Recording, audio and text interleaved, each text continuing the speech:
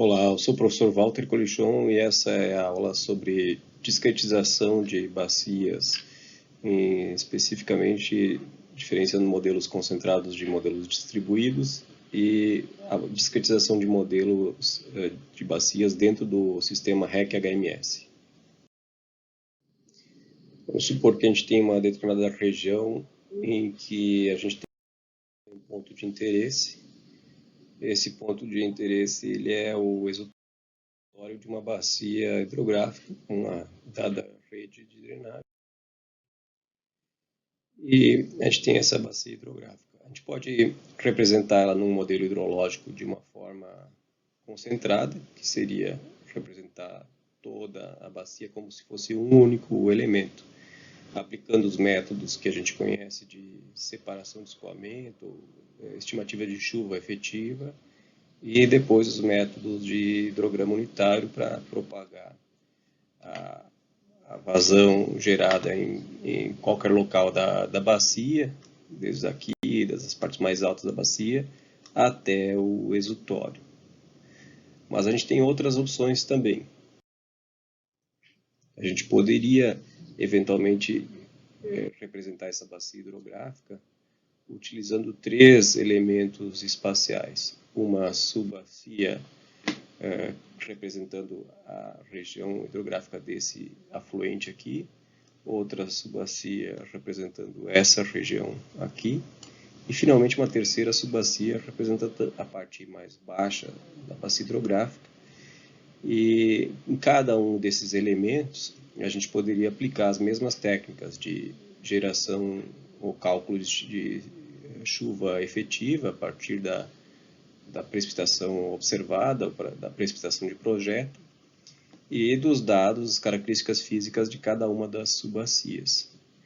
E essa vazão ela poderia ser somada e propagada de forma a obter o resultado também nesse local ajusante, no exutório da bacia. Se houver alguma justificativa, pode ser interessante subdividir a bacia hidrográfica ainda mais, aqui chegando já a mais de uma dezena de subbacias. Isso pode ser interessante em alguns casos, e em alguns casos pode ser interessante até uma subdivisão maior, que essa mesma bacia a gente está dividindo em cerca de 100 subbacias menores. Em cada uma delas seria aplicado todos os métodos de estimativa de chuva efetiva. Em cada uma delas a gente teria o hidrograma unitário, em cada uma delas seria feita a convolução, e de uma para outra a propagação seria feita com métodos tradicionais de propagação de cheias em rios, ou, caso existisse algum reservatório, também métodos de propagação em reservatórios. A forma de representar toda a bacia como um único elemento é chamado um modelo hidrológico concentrado. Nesse caso, os parâmetros valem para toda a bacia. Por exemplo, o parâmetro CN, que é utilizado no método SCS para calcular a chuva efetiva, ele representaria um comportamento médio de toda a bacia hidrográfica. Da mesma forma, a gente teria um único tempo de concentração e um único hidrograma unitário para toda a bacia. Quando a gente aplica o modelo na forma distribuída, então a gente subdivide a bacia hidrográfica em vários elementos menores, e a gente tem a representação desses elementos como subbacias. Então a bacia é dividida em pequenas partes, e cada subbacia a gente pode colocar os seus próprios parâmetros. Por exemplo, o CN, o coeficiente que é utilizado para calcular a chuva efetiva, ele pode ser diferente nessa subbacia, dessa outra subbacia. Então a gente tem mais liberdade para a adoção de valores de parâmetros. A questão da topografia também, a heterogeneidade da topografia pode ser melhor representada.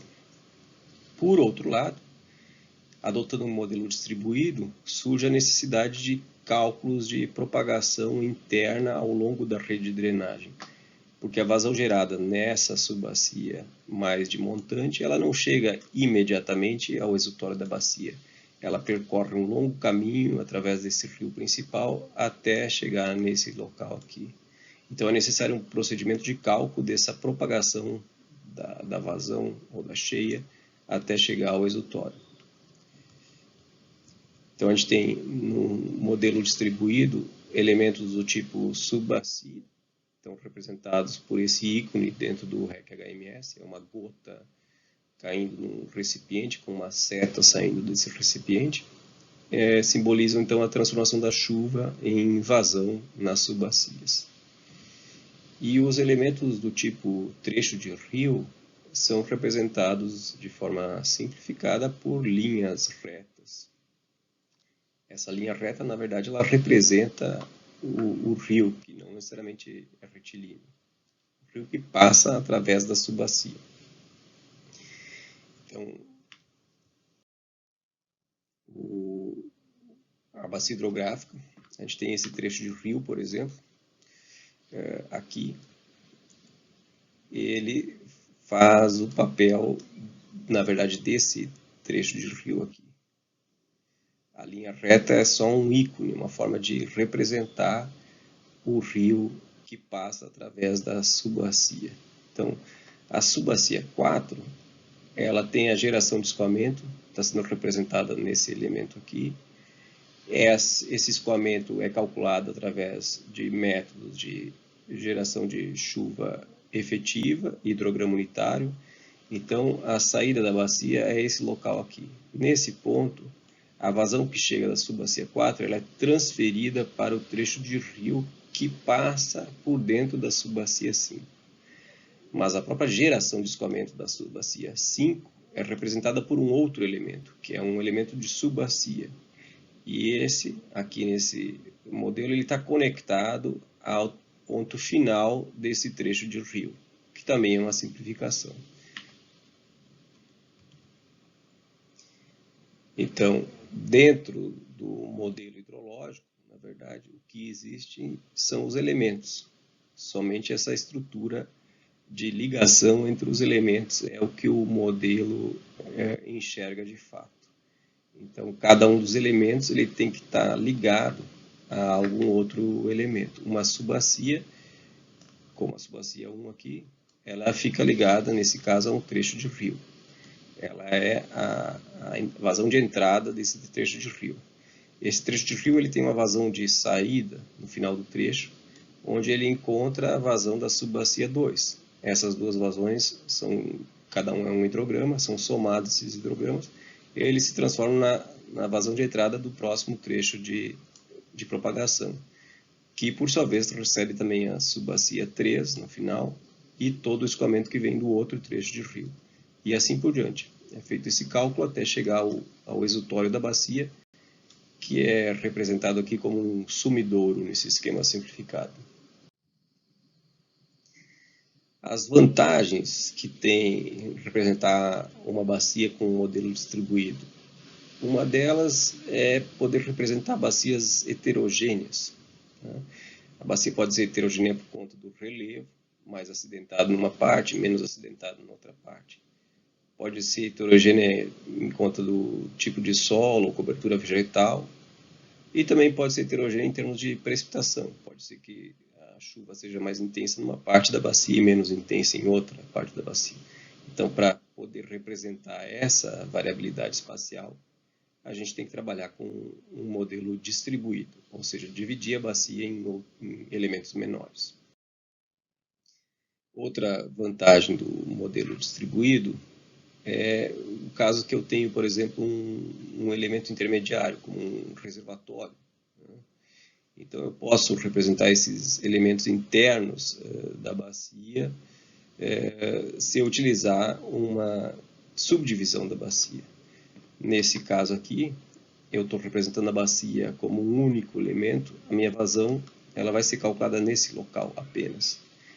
Eu preciso de uma vazão de entrada para esse reservatório, mas eu não tenho, porque a vazão eu calculo já na saída da bacia, o que inclui a vazão gerada pela chuva nesses outros tributários aqui, que, na verdade, não entram no reservatório.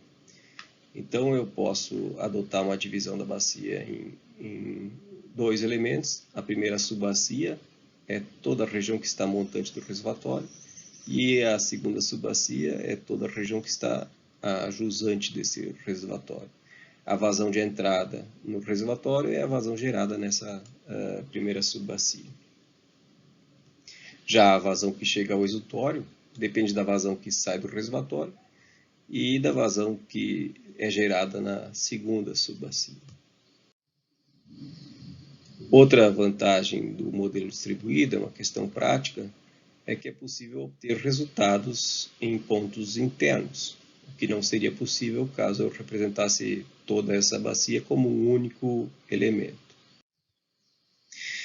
Por outro lado, trabalhar com modelos distribuídos tem algumas desvantagens. Um modelo distribuído ele pode ficar realmente muito complexo, com centenas ou milhares de pequenos elementos, pequenas subbacias, e não necessariamente os resultados na saída da bacia, ou seja, aqui nesse ponto final, eles são muito diferentes. Eles podem até ter resultados piores em alguns casos do que se a gente trabalhasse com toda a bacia como um único elemento. Então, o modelo distribuído se justifica principalmente quando é necessário representar a heterogeneidade espacial da bacia, ou quando existem elementos internos aqui e aqui, que merecem um cuidado especial e devem ser representados explicitamente. No próximo vídeo, eu vou falar sobre como montar um modelo distribuído numa bacia no sistema REC HMS. Até lá!